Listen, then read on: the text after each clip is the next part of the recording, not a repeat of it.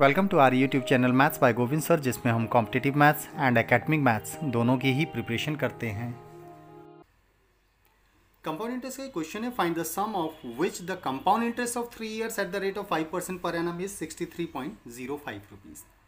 ना अगर हम डायरेक्टली इस क्वेश्चन को अपने कंपाउंड इंटरेस्ट के फॉर्मूले के थ्रू सॉल्व करना चाहेंगे तो प्रॉब्लम हमें फेस करनी पड़ेगी, एंड दैट इज़ कि हमारे पास प्रिंसिपल और अमाउंट की वैल्यूज़ नहीं है, इंटरेस्ट की वैल्यू, कंपाउंड इंटरेस्ट की वैल्यू। तो इसलिए हम फॉर्मूला यूज़ करने की बजाय हम कितने ड्यूरेशन के बारे में बात कर रहे हैं, हम 3 ड्यूरेशन के बारे में बात कर रहे हैं। तो 3 ड्यूरेशन में रेट क्या है, 5% पर एनम। तो डेट मीन्स फर्स्ट ईयर के लिए भी हमारा जो रेट है वो 5% रहेगा, सेकेंड ईयर के लिए भी हमारा रेट 5% रहेगा, एंड थर्ड ईयर के लिए भी हमारा जो रेट है वो 5% ही रहेगा। Okay, and rate of interest for compound interest और simple interest is always increasing, तो ये इंक्रीजिंग रेट्स होंगे हमारे।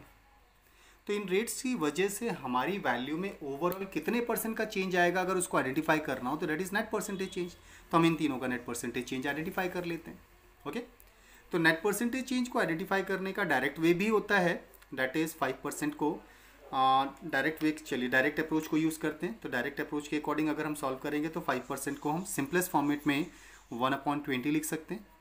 5/100 is 1/20, that is again 1/20, and this one is again 1/20. Okay, तो ये जो डिनोमिनेटर की वैल्यू है ये प्रिंसिपल होगा और न्यूमरेटर हमारे लिए इंटरेस्ट हो जाएगा। ओके, तो हमें चाहिए प्रिंसिपल और अमाउंट की वैल्यू चाहिए।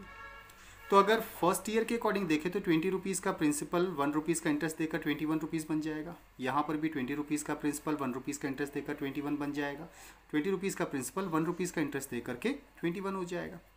तो ओवरऑल प्रिंसिपल कितना, सबका मल्टीप्लाई, ओवरऑल अमाउंट कितना, इन सबका मल्टीप्लाई। प्रिंसिपल की कोई भी वैल्यू अमाउंट की किसी वैल्यू से सिंप्लीफाई होती है तो कर लेते, नहीं हो रही है तो बस यहीं सॉल्व कर लेंगे। इनका मल्टीप्लाई 8000 होता है, दैट इज़, और 21 का क्यूब होता है 9261, दैट इज़।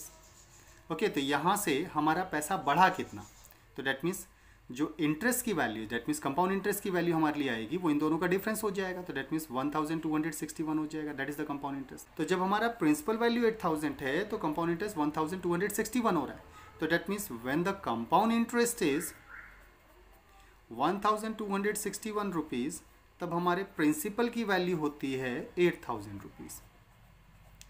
तो क्वेश्चन के अकॉर्डिंग कंपाउंड इंटरेस्ट की वैल्यू तो 63.05 रुपीज़। उस टाइम प्रिंसिपल कितना होगा, that we have to identify, and that is our answer.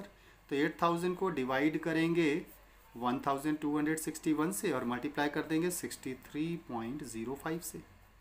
तो डेसिमल के बाद डबल प्लेसेस, तो डेसिमल हटाकर 0, तो डबल 0 कैंसिल हो जाएगा।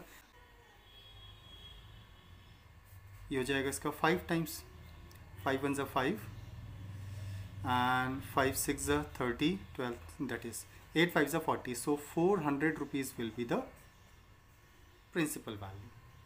Okay, so that is 400 rupees हमारा प्रिंसिपल वैल्यू हो जाएगा। क्वेश्चन का कॉन्सेप्ट क्लियर होने पर चैनल को सब्सक्राइब, लाइक एंड शेयर जरूर करें, साथ ही बेल आइकन को प्रेस करें जिससे आने वाले वीडियो का नोटिफिकेशन आपको तुरंत मिल पाए। Thank you.